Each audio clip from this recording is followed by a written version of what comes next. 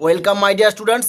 আজ আমি ক্লাস 9-এর রায় ও মার্টিন প্রশ্নবিচিত্রার 2025 সালের তৃতীয় পর্যায়ক্রমিক মূল্যায়নের ভৌত বিজ্ঞানের 298 নম্বর পেজের 4 নম্বর স্কুলের প্রশ্নগুলি সলভ করব। চলো তাহলে শুরু করি।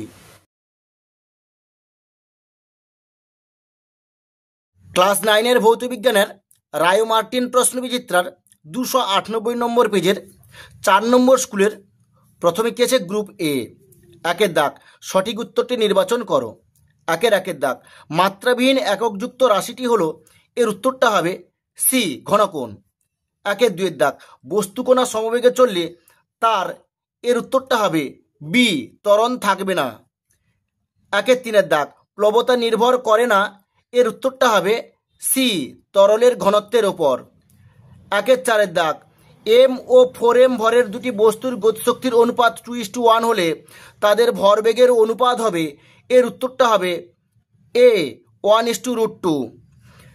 পাঁচের দাগ, 0 ডিগ্রি সি তাপমাত্রায় 2 গ্রাম বরফকে 2 ক্যালোরি তাপ প্রয়োগ করা হলে এর উত্তরটা হবে এ, পুরো বরফ গলবে না। ছয়ের দাগ, ল্যামডা তরঙ্গ দৈর্ঘ্যের তির্যক তরঙ্গের পরপর দুটি তরঙ্গ শীর্ষের মধ্যে ব্যবধান হলো, এর উত্তরটা হবে সি, ল্যামডা। সাতের দাগ, প্রদত্ত কোনটির ক্ষেত্রে বোরের পরমাণু মডেল তত্ত্ব প্রযোজ্য নয়, এর উত্তরটা হবে বি। আটের দাগ, 22 গ্রাম কার্বন ডাই অক্সাইডে এন সংখ্যক অণু থাকলে 32 গ্রাম সালফার ডাই অক্সাইডে অণুর সংখ্যা হবে, এর উত্তরটা হবে বি, এন। নয়ের দাগ, তরল অ্যারোসেলের উদাহরণ হলো, এর উত্তরটা হবে এ, কুয়াশা। 10এর দাগ, একটি দ্রবণে লিটমাসের বর্ণ নীল, দ্রবণটির পিএইচ হবে, এর উত্তরটা হবে বি। 11 দাগ, জৈব অ্যাসিডগুলি কার্বন ঘটিত জৈব যৌগ, নিচের কোনটি জৈব অ্যাসিড নয়, এর উত্তরটা হবে ডি, কার্বনিক অ্যাসিড। 12 দাগ, গ্লিসারল ও জলের মিশ্রণের উপাদানগুলিকে পৃথক করার পদ্ধতি হলো, এর উত্তরটা হবে এ, আংশিক পাতন।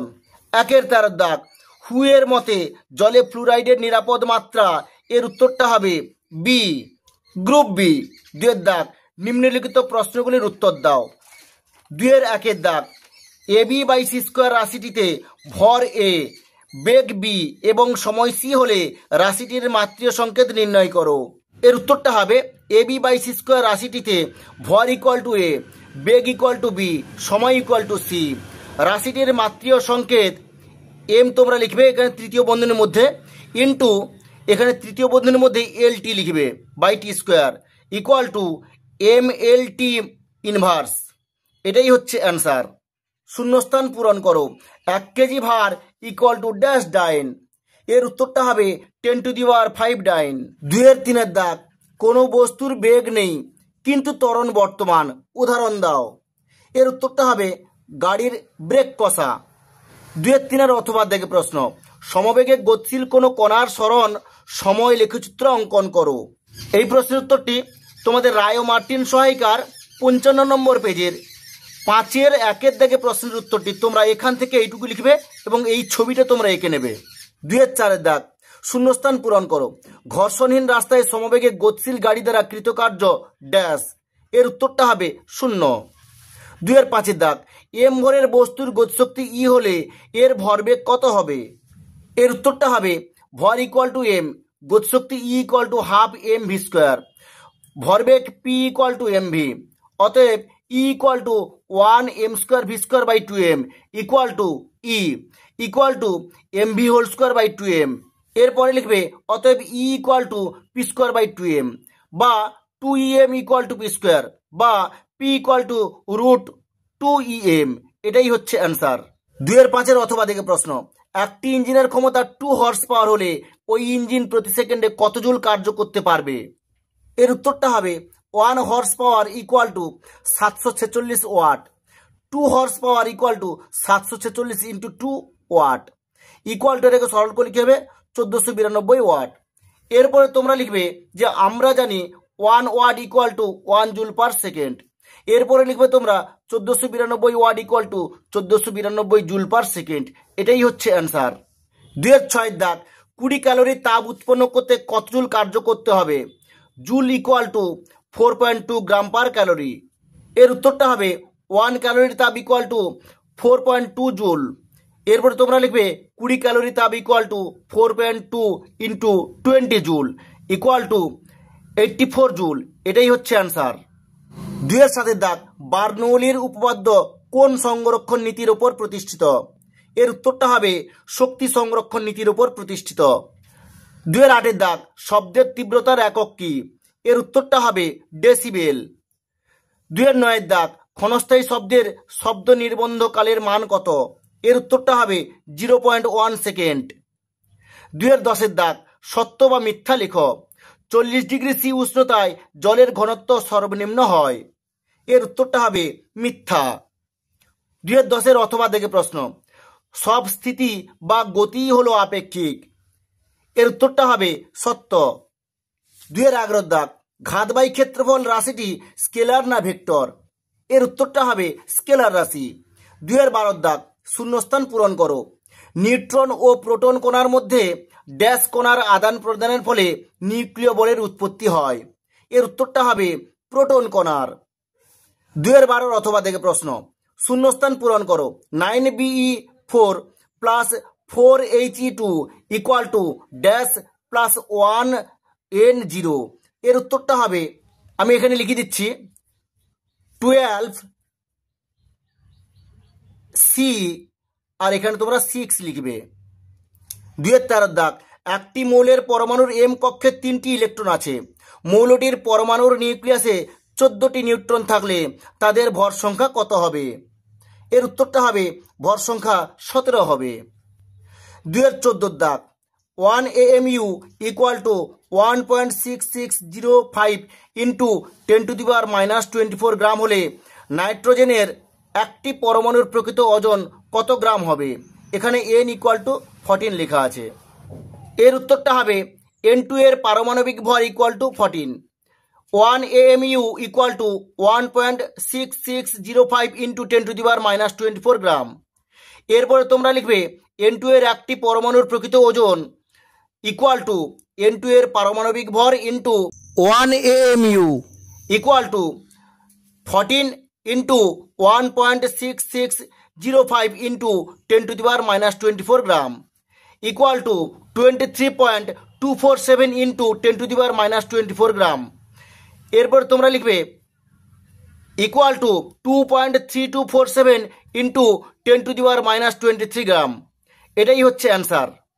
2-এর 15 দাগ, 0.52 গ্রাম অ্যাসিটিলিন C2H2 এর মোল সংখ্যা কত? এর উত্তরটা হবে এর মোল সংখ্যা 0.02 মোল। 2-এর 16 দাগ, মিশেল কি?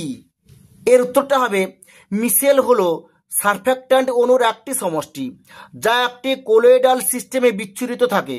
2-এর 17 দাগ, অজলীয় দ্রাবক হিসেবে মিথাইল অ্যালকোহল ব্যবহারের একটি ক্ষতিকারক দিক উল্লেখ করো। এর উত্তরটা হবে অজলীয় দ্রাবক হিসাবে মিথাইল অ্যালকোহল ব্যবহারের একটি প্রধান ক্ষতিকারক দিক হলো এটি অত্যন্ত বিষাক্ত, যা মানুষের শরীরে প্রবেশ করলে অন্ধত্ব বা মৃত্যুর কারণ হতে পারে। 2-এর 18 দাগ, সত্য বা মিথ্যা লেখ। ডাইসোডিয়াম হাইড্রোজেন ফসফেট একটি আম্লিক লবণ। এর উত্তরটা হবে মিথ্যা। 2-এর 19 দাগ, স্টোন ক্যান্সার কি? এই প্রশ্নের উত্তরটি তোমাদের রায় ও মার্টিন সহায়িকার 291 নম্বর পেজের, এখানে দেখো চারিদিকে পয়েন্টটি, তোমরা এখান থেকে এইটুকু লিখে নেবে। 2-এর 19-এর অথবা দাগে একটি সিস্টেমিক অ্যান্টাসিডের উদাহরণ দাও। এর উত্তরটা হবে সোডিয়াম বাইকার্বনেট। 2-এর 20 দাগ, অ্যাজিওট্রপিক মিশ্রণ কি? এর উত্তরটা হবে অ্যাজিওট্রপিক মিশ্রণ হলো 2 বা ততোধিক তরল পদার্থের মিশ্রণ যেখানে তরল এবং বাষ্প উভয় পর্যায়ের গঠন একই থাকে এবং মিশ্রণটির একটি ধ্রুব স্ফুটনাঙ্ক থাকে। 2-এর 21 দাগ, পেট্রোলিয়ামের পরিশোধনে অবশেষ রূপে কি পাওয়া যায়? এর উত্তরটা হবে অবশেষ রূপে মূলত অ্যাসফল্ট, প্যারাফিন, মোম এবং ভারী জ্বালানি তেল পাওয়া যায়। 2-এর 22 দাগ, ইউট্রোফিকেশন কি? এই প্রশ্নের উত্তরটি তোমাদের রায় ও মার্টিন সহায়িকার 337 নম্বর পেজের 12 দাগে প্রশ্নের উত্তরটি তোমরা এখান থেকে এইটুকু লিখে নেবে। 2-এর 23 দাগ, জলে কোন জাতীয় লবণ দ্রবীভূত থাকলে অস্থায়ী ক্ষরতার সৃষ্টি হয়? এর উত্তরটা হবে জলে ক্যালসিয়াম ও ম্যাগনেসিয়ামের বাইকার্বনেট লবণ দ্রবীভূত থাকলে অস্থায়ী ক্ষরতার সৃষ্টি হয়। 2023-এর অথবা দেখে প্রশ্ন, জলে কোন মৌলের প্রাদুর্ভাবে নকনি সিন্ড্রোম রোগ দেখা যায়? এর উত্তরটা হবে জলে আর্সেনিকের প্রাদুর্ভাবে নকনি সিন্ড্রোম রোগ দেখা যায়। এরপর গ্রুপ সি 3 দাগ, নিম্নলিখিত প্রশ্নগুলির উত্তর দাও। 3-1 দাগ, ওজন বাক্সের বাটখারাগুলির ভরের অনুপাত কত? এদের সাহায্যে সর্বোচ্চ ও সর্বনিম্ন কত ভর পরিমাপ করা যায়? এই প্রশ্নের উত্তরটি তোমাদের রায় ও মার্টিন সহায়িকার 27 নম্বর পেজের 9 দাগে প্রশ্নের উত্তরটি দেখো। ওজন বাক্সের বাটখারাগুলির ভরের অনুপাত 5:2:2:1। এবার তার পরের প্রশ্নটি তোমরা এখান থেকে এইটুকু লিখে নেবে। 3-2 দাগ, সাইফনের দুটি ব্যবহার লিখো। এই প্রশ্নের উত্তরটি তোমাদের রায় ও মার্টিন সহায়িকার 112 নম্বর পেজে এখানে লেখা আছে দেখো, সাইফনের প্রয়োগ। এখানে 3টে দেওয়া আছে, এখান থেকে তোমরা যে কোনো দুটো লিখে নেবে। 3-2 অথবা দেখে প্রশ্ন, সান্দ্রতা ও ঘর্ষণের দুটি মূল পার্থক্য লিখো। এই প্রশ্নের উত্তরটি তোমাদের রায় ও মার্টিন সহায়িকার 156 নম্বর পেজের 2 দেখে প্রশ্নের উত্তরটি। এখানে সান্দ্রতা আর ঘর্ষণ বলের এখানে 4টি পার্থক্য লেখা আছে, এখান থেকে তোমরা যে কোনো দুটো পার্থক্য লিখে নেবে। 3-3 দাগ, হুকের সূত্রটি লেখো। এই সূত্র থেকে স্থিতিস্থাপক গুণাঙ্কের সংজ্ঞা দাও। এই প্রশ্নের উত্তরটি তোমাদের রায় ও মার্টিন সহায়িকার 168 নম্বর পেজে 5 দেখে প্রশ্নের উত্তরটি লেখা আছে দেখো, হুকের সূত্র। তোমরা এখান থেকে এইটুকু লিখে নেবে, হুকের সূত্র। এর পরের প্রশ্ন লেখা আছে, এই সূত্র থেকে স্থিতিস্থাপক গুণাঙ্কের সংজ্ঞা লিখতে বলা আছে। তোমরা সেই একই পেজে 2 দেখে প্রশ্নের উত্তরটি তোমরা এখান থেকে এইটুকু লিখে নেবে। 3-4 দাগ, 300 মিটার পার সেকেন্ড বেগে চলা একটি রকেটের ওপর 210 নিউটন বল কাজ করছে। এক্ষেত্রে রকেটটির জ্বালানির দহনের হার কত? এর উত্তরটা হবে রকেটের উপর ক্রিয়াশীল বল ইকুয়াল টু নিষ্কাশন বেগ ইন্টু জ্বালানির দহনের হার। এরপরে তোমরা লিখবে বা 210 ইকুয়াল টু 300 গুণিতক জ্বালানি দহনের হার। এরপরে লিখবে বা জ্বালানির দহনের হার equal to 210/300 kilogram per second. এটা কার্ডে আমি করে দিচ্ছি, কার্ডে করতে 7/10 কিলোগ্রাম পার সেকেন্ড বেরিয়েছে। এটাকে সরল করতে কত বেরিয়েছে? 0.7 কেজি পার সেকেন্ড। এটাই হচ্ছে অ্যান্সার। 3-4 অথবা দেখে প্রশ্ন, স্থিরাবস্থায় থাকা 3 কেজি ও 5 কেজি ভর বিশিষ্ট দুটি বস্তুর ওপর একই বল কাজ করছে। দুটি বস্তুর একই বেগে প্রাপ্তির ক্ষেত্রে যে সময় লাগবে তার অনুপাত কত? এর উত্তরটা হবে বস্তু দুটির ভর 3 কেজি ও 5 কেজি। অতএব 3 কেজি ভরের বস্তুর ত্বরণ A1 equal to F/3, 5 KG ভরের বস্তুর ত্বরণ A2 ইকুয়াল টু F/5। এরপর তোমরা লিখবে আমরা জানি V equal to U plus AT। এরপর তোমরা লিখবে যেহেতু স্থির অবস্থা থেকে শুরু তাই আদিবেগ U ইকুয়াল টু 0।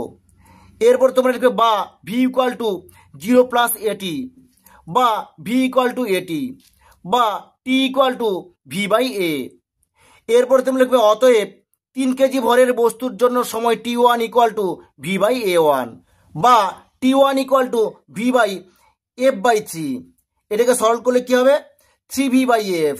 এরপরে তোমরা লিখবে 5 কেজি ভরের বস্তুর জন্য সময় T2 ইকুয়াল টু V/A2, বা T2 ইকুয়াল টু V/F/5। এবার তোমরা এটা সরল করলে কি আসবে? বা 5V/F। এরপর তোমরা লিখবে অতএব সময়ের অনুপাত 3V/F ইস টু 5V/F। এটাকে কার্ড করলে দেখো V/F আর V/F কেটে গেল, এখানে থাকলো কি 3:5। এটাই হচ্ছে অ্যান্সার। 3-5 দাগ, তামার আপেক্ষিক তাপ 0.09 বলতে কি বোঝায়? এই প্রশ্নের উত্তরটি তোমাদের রায় ও মার্টিন সহায়িকার 379 নম্বর পেজের 5-1 দেখে প্রশ্নের উত্তরটি তোমরা এখান থেকে এইটুকু লিখে নেবে। 3-6 দাগ, তরঙ্গের কম্পাঙ্ক, তরঙ্গ দৈর্ঘ্য ও বেগের মধ্যে সম্পর্ক প্রতিষ্ঠা করো। এই প্রশ্নের উত্তরটি তোমাদের রায় ও মার্টিন সহায়িকার 413 নম্বর পেজের 6-2 দেখে প্রশ্নের উত্তরটি তোমরা এখান থেকে এতদূর পর্যন্ত উত্তরটা লিখে নেবে। 3-6 অথবা দেখে প্রশ্ন, একটি তরঙ্গের কম্পাঙ্ক ও তরঙ্গ দৈর্ঘ্য যথাক্রমে 120 হার্জ ও 2 মিটার। তরঙ্গটি 10 সেকেন্ড সময়ে কত দূর অগ্রসর হবে? এর উত্তরটা হবে কম্পাঙ্ক F ইকুয়াল টু 120 হার্জ, তরঙ্গ দৈর্ঘ্য ল্যামডা ইকুয়াল টু 2 মিটার। এরপর তোমরা লিখবে আমরা জানি তরঙ্গ বেগ V equal to F into lambda. এরপর লিখবে 120 ইন্টু 2 মিটার পার সেকেন্ড। এটাকে সরল করলে কি হবে? 240 মিটার পার সেকেন্ড। এরপর তোমরা লিখবে সময় টি ইকুয়াল টু 10 সেকেন্ড। আমরা জানি অতিক্রান্ত দূরত্ব D equal to V into T. এরপর লিখবে 240 ইন্টু 10 মিটার, এটাকে সলভ করলে কত বেরোবে? 2400 মিটার। এটাই হচ্ছে অ্যান্সার। 3 আর 7 দাগ, পেরেক পোতার সময় হাতুড়িকে খানিকটা উপরে তুলে পেরেককে আঘাত করা হয় কেন? এই প্রশ্নের উত্তরটি তোমাদের রায় ও মার্টিন সহায়িকার 362 নম্বর পেজে 4 দিকে প্রশ্নের উত্তরটি তোমরা এখান থেকে এইটুকু লিখে নেবে। 3 আর 8 দাগ, 40 কেজি ভরের বালতিকে 20 সেন্টিমিটার উঁচুতে তুলতে গেলে কত কার্য করতে হবে? এখানে G equal to 980 centimetre per second square. এর উত্তরটা হবে ভর এম ইকুয়াল টু 40 কেজি, উচ্চতা H equal to 20 centimetre, equal to এটাকে মিটারে প্রকাশ করে নিয়েছি 0.2 মিটার। এরপর তোমরা লিখবে অভিকর্ষ ত্বরণ G equal to 980 centimetre per second square, এটাকে আমি মিটার এককে প্রকাশ করে নিয়েছি 9.8 মিটার পার সেকেন্ড স্কোয়ার। এরপর তোমরা লিখবে আমরা জানি কার্য W equal to M G H. এবার আমি যেটার মানগুলো বসিয়ে দিয়েছি 40 ইন্টু 9.8 ইন্টু 0.2 জুল, এটাকে সলভ করলে কি আসবে? 78.4 জুল। এটাই হচ্ছে অ্যান্সার।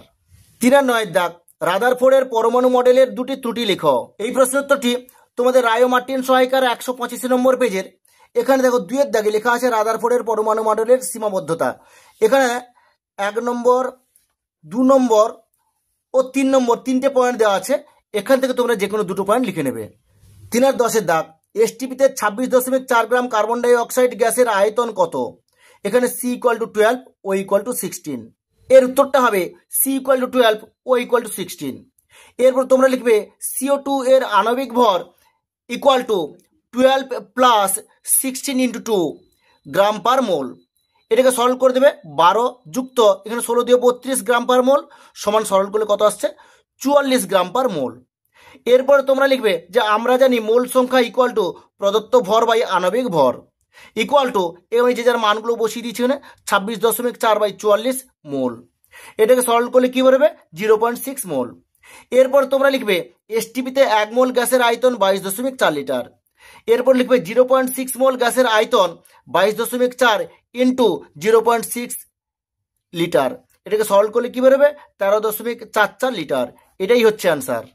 3 আর 11 দাগ, 0.2 মোল H2SO4 দ্রবণের মাত্রা গ্রাম পার লিটার এবং শতকরা W/V% এককে প্রকাশ করো। এর উত্তরটা তোমরা লিখবে যে আমরা জানি H2 এর পারমাণবিক ভর 1, সালফারের পারমাণবিক ভর 32 আর O2 এর মানে অক্সিজেনের পারমাণবিক ভর 16। এরপরে লিখবে অতএব H2SO4 এর মোলার ভর equal two 2 into 1 plus 1 into 32 plus 4 into 16, এটাকে সলভ করলে কি বেরোবে? 2 যুক্ত 32 যুক্ত 64 সমান কত বেরোচ্ছে? 98 গ্রাম পার মোল। এরপর তোমরা লিখবে যে আমরা জানি molarity M equal to molar ভর ইন্টু ঘনত্ব। এরপর তোমরা লিখবে 0.2 mole equal to 0.2 mole per litre. এরপর লিখবে অতএব ঘনত্ব equal to 0.2 mole per litre into 98 gram per mole, এটাকে সলভ করলে কি বেরোবে? 19.6 গ্রাম পার মোল। এরপর লিখবে অতএব 0.2 মোল H2SO4 দ্রবণে 1 লিটার বা 1000 মিলিলিটার দ্রবণে 19.6 গ্রাম H2SO4 থাকে। এরপর লিখবে 1 মিলিলিটার দ্রবণে 19.6 বাই 1000 গ্রাম H2SO4 থাকে। এরপর লিখো তোমরা 100 মিলিলিটার দ্রবণে 19.6 ইন্টু 100 বাই 1000 গ্রাম H2SO4 থাকে। এটাকে কাটি করে দিচ্ছি, এর দুটো শূন্য কাটি করে দিচ্ছি, এটাকে সলভ করার পর কি বেরোলো? 1.96 গ্রাম H2SO4 থাকে। এটাই হচ্ছে অ্যান্সার। 3 আর 12 দাগ, অ্যাকোয়ারিজিয়া বা অম্লরাজ কি? এর ব্যবহার লিখো।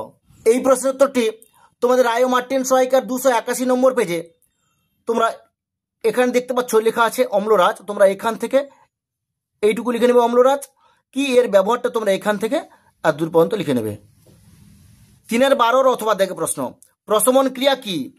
এই প্রশ্নের উত্তরটি তোমাদের রায় ও মার্টিন সহায়িকার 285 নম্বর পেজে 20 দেখে প্রশ্নের উত্তরটি তোমরা এখানে লেখা আছে দেখো প্রশমন বিক্রিয়া, তোমরা এখান থেকে এইটুকু লিখে নেবে। পরের প্রশ্ন, অক্সালিক অ্যাসিড এবং সোডিয়াম হাইড্রোক্সাইডের প্রশমন বিক্রিয়ায় কি নির্দেশক ব্যবহার করবে? এর উত্তরটা হবে ফেনফথিলিন নির্দেশক হিসেবে ব্যবহার করা হয়। 3 আর 13 দাগ, আংশিক পাতন পদ্ধতির নীতিটি লিখো।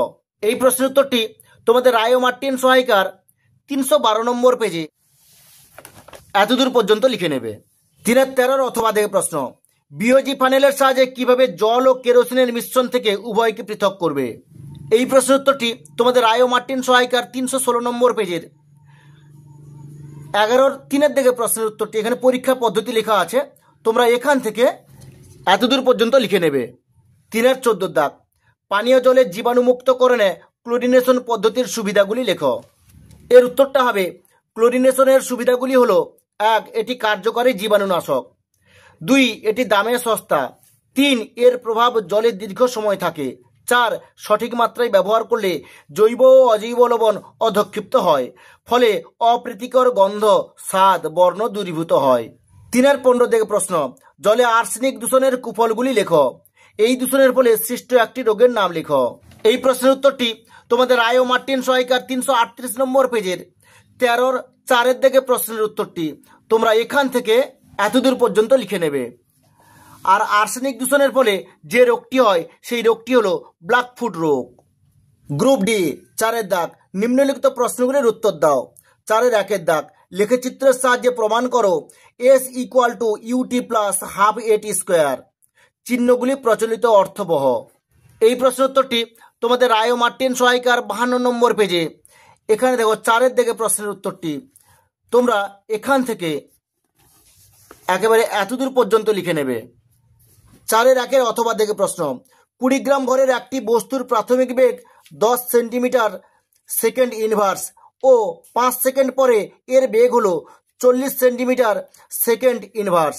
বস্তুটির উপর ক্রিয়াশীল বলের মান কত? এর উত্তরটা হবে তোমরা লিখবে M = 20 গ্রাম, U = 10 centimetre per second, T = 5 second, V = 40 centimetre per second, F = কত লিখবে তোমরা। এরপর লিখবে আমরা জানি F = ma। এরপর লিখবে ইকুয়াল টু, আমি যার মানগুলো বসিয়ে দিয়েছি এখানে m এর মান 20 বসিয়েছি ইন্টু V - U/T। এবার এখানে আমি এর মানগুলো বসিয়ে দিয়েছি, দিয়ে কার্ড করে দিয়েছি, 5 × 4 = 20 হয়েছে, 4 আছে, আর এখানে 40 থেকে 10 বাদ গেলে 30 হয়ে যায়, এখানে 4 বসিয়ে দিয়েছি। এবার 4 × 3 = 12, 120। এটাই হচ্ছে অ্যান্সার, 120 ডাইন। 4-2 দাগ, ভাসমান বস্তুর আপাত ওজন শূন্য হয়, ব্যাখ্যা করো। এই প্রশ্নের উত্তরটি তোমাদের রায় ও মার্টিন সহায়িকার 131 নম্বর পেজের 8-1 দেখে প্রশ্নের উত্তরটি তোমরা এখান থেকে এইটুকু লিখে নেবে। পরের প্রশ্ন, ধারারেখা প্রবাহ বলিতে কি বোঝায়? এই প্রশ্নের উত্তরটি তোমাদের রায় ও মার্টিন সহায়িকার 149 নম্বর পেজে এখানে লেখা আছে, দেখো ধারারেখা প্রবাহ, তোমরা এখান থেকে পুরো এতদূর পর্যন্ত লিখে নেবে। 4-3 দাগ, 100 ডিগ্রি সি উষ্ণতায় 40 গ্রাম জলের সঙ্গে 150 গ্রাম শীতল জল মেশানো হলো। মিশ্রণের উষ্ণতা 50 ডিগ্রি সি হলে শীতল জলের উষ্ণতা কত ছিল? ধরা যাক কোনো তাপ নষ্ট হয়নি। জলের আপেক্ষিক তাপ = 1 ক্যালোরি গ্রাম ইনভার্স ডিগ্রি সি ইনভার্স। এর উত্তরটা হবে গরম জলের হারানো তাপ ভর গুণিতক আপেক্ষিক তাপ গুণিতক উষ্ণতার পরিবর্তন = 40 gram into 1 calorie gram degree C into 100 degree C - 50 degree C = 40 × 1 × 50 calorie per gram. এটাকে সলভ করলে কি বেড়েছে? 2000 ক্যালোরি পার গ্রাম। অতএব শীতল জলের শোষিত তাপ = 150 gram into 1 calorie gram degree C into 50 degree C minus শীতল জলের প্রাথমিক উষ্ণতা। এরপর লিখবে বা 2000 ক্যালোরি = 150 × 1 × 50 - T। এরপর তোমরা লিখবে বা 2000 = 7500 - 150T, বা 150T = 7500 - 2000। এবার এটাকে সরল করার পর কি বেড়েছে? বা T = 5500/150। এবার এর একটা শূন্য এর একটা শূন্য কেটে দিচ্ছে, আর 15কে আর 550কে কার্ড করতে কি বেড়েছে? 110/3, বা T = 36.67 ডিগ্রি সি। এটাই হচ্ছে অ্যান্সার। 4-3 অথবা দেখে প্রশ্ন, 100 ডিগ্রি সি উষ্ণতায় 50 গ্রাম তামা 30 ডিগ্রি সি উষ্ণতায় 100 গ্রাম জলের মধ্যে ফেললে মিশ্রণের চূড়ান্ত তাপমাত্রা 50 ডিগ্রি সি হয়। তামার আপেক্ষিক তাপ কত? ধরা যাক কোনো তাপ নষ্ট হয়নি। এর উত্তরটা হবে জলের ভর M = 100 গ্রাম, জলের প্রাথমিক উষ্ণতা T = 30 ডিগ্রি সি, জলের চূড়ান্ত উষ্ণতা T = 50 ডিগ্রি সি। জলের উষ্ণতা বৃদ্ধি 50 বিযুক্ত 30 degree C equal to 20 degree C. অতএব জলের, এখানে অতএব চিহ্ন তোমরা দেবে, অতএব জলের আপেক্ষিক তাপ S equal to 1 calorie per gram degree C. লিখবে গৃহীত তাপ Q equal to M into S into T equal to 100 গুণিতক 1 গুণিতক 20 ক্যালোরি পার গ্রাম। এটাকে সরল করার পর কি বেড়েছে? 2000 ক্যালোরি পার গ্রাম। এরপর তোমরা লিখবে তামার ভর এম ইকুয়াল টু 50 গ্রাম, তামার প্রাথমিক উষ্ণতা টি ইকুয়াল টু 100 ডিগ্রি সি, তামার চূড়ান্ত উষ্ণতা টি ইকুয়াল টু 50 ডিগ্রি সি, তামার উষ্ণতা হ্রাস 100 ডিগ্রি মাইনাস 50 ডিগ্রি সি। এটাকে সরল করার পর কি বেড়েছে? 50 ডিগ্রি সি। এরপর লিখবে যে অতএব তামার বর্জন করা তাপ Q equal to M into S into T. এটা যে যার মান বসিয়ে দিয়েছে 50 আর এস এখানে বসিয়ে দিয়েছে 50 ক্যালোরি পার গ্রাম। এরপরে কত বেড়েছে? 2500 ইন্টু এস ক্যালোরি পার গ্রাম। এরপর তোমরা লিখবে শর্ত অনুযায়ী 2500 ইন্টু এস ইকুয়াল টু 2000 বা S equal to 2000 by 2500 calorie per gram, বা S equal to 4/5 calorie per gram degree C, বা S equal to 0.8 calorie per gram degree C. এটাই হচ্ছে অ্যান্সার। 4-4 দাগ প্রতিধ্বনি কি? এই প্রশ্নের উত্তরটি তোমাদের রায় ও মার্টিন সহায়িকার 420 নম্বর পেজে তোমরা এখান থেকে এইটুকু লিখে নেবে। পরের প্রশ্ন, বিউটিফুল শব্দের প্রতিধ্বনি শুনতে হলে প্রতিফলককে শ্রোতা থেকে কমপক্ষে কত দূরে থাকতে হবে? এই প্রশ্নের উত্তরটি প্রাক মাধ্যমিক ভৌত বিজ্ঞান ও পরিবেশ ভূঁইয়া সাহা এই লেখকের বইয়ের। এই প্রশ্নের উত্তরটি এখানে দেখো লেখা আছে বিউটিফুল। এখানে বিউটিফুলের ক্ষেত্রে শব্দ নির্বন্ধ এখানে 3/5 সেকেন্ড। এরপর তোমরা লিখবে, দেখো বিউটিফুল শব্দটি হচ্ছে ত্রিমাত্রিক শব্দ। এরপর তোমরা লিখবে শব্দ নির্বন্ধ 3/5 সেকেন্ড। অতএব 2D ইকুয়াল টু 332 ইন্টু 3/5, অতএব ডি ইকুয়াল টু 996/10, অতএব ডি ইকুয়াল টু 99.6 মিটার। এটাই হচ্ছে অ্যান্সার। 4-4 অথবা দেখে প্রশ্ন, শব্দ তরঙ্গ ও আলোক তরঙ্গের মধ্যে 3টি মূল পার্থক্য লেখো। এই প্রশ্নের উত্তরটি তোমাদের রায় ও মার্টিন সহায়িকার 416 নম্বর পেজের 3 দেখে প্রশ্নের উত্তরটি। এখানে শব্দ তরঙ্গ আর আলোক তরঙ্গের পার্থক্য দেওয়া আছে। এখানে 4টি দেওয়া আছে, তোমরা এখান থেকে যে কোনো 3টি পার্থক্য লিখে নেবে। 4-5 দাগ এ আর এর সম ইলেকট্রনযুক্ত একটি ক্যাটায়ন ও একটি অ্যানায়নের উদাহরণ দাও। এর উত্তরটা হবে একটি ক্যাটায়ন হলো সোডিয়াম আয়ন এবং একটি অ্যানায়ন হলো ক্লোরাইড আয়ন। এর পরের প্রশ্ন, আইসোটোপগুলির রাসায়নিক ধর্ম একই হয় কেন? এই প্রশ্নের উত্তরটি তোমাদের রায় ও মার্টিন সহায়িকার 195 নম্বর পেজের 16 দেখে প্রশ্নের উত্তরটি। তোমরা এখান থেকে এইটুকু লিখে নেবে। 4-5 অথবা দেখে প্রশ্ন, বোর রাদারফোর্ড পরমাণু মডেল অনুযায়ী পরমাণুর গঠন কিরূপ? এই প্রশ্নের উত্তরটি তোমাদের রায় ও মার্টিন সহায়িকার 187 নম্বর পেজে 3 দেখে প্রশ্নের উত্তরটি। তোমরা এখান থেকে একেবারে এতদূর পর্যন্ত লিখে নেবে। পরের প্রশ্ন, 40 Ca20 2+A আধানযুক্ত কণার সংখ্যা কত? এর উত্তরটি হবে একটি নিরপেক্ষ ক্যালসিয়াম পরমাণুতে প্রোটন এবং ইলেকট্রন সংখ্যা সমান থাকে, কিন্তু Ca2+ আয়নে 2টি ইলেকট্রন কম থাকে, তাই ইলেকট্রন সংখ্যা হয় 20 বিযুক্ত 2টি সমান 18টি। 4-6 দাগ 200 mg SO2 থেকে 10⁻21টি অণু সরিয়ে নিলে কতগুলি অণু অবশিষ্ট থাকবে? S equal to 32।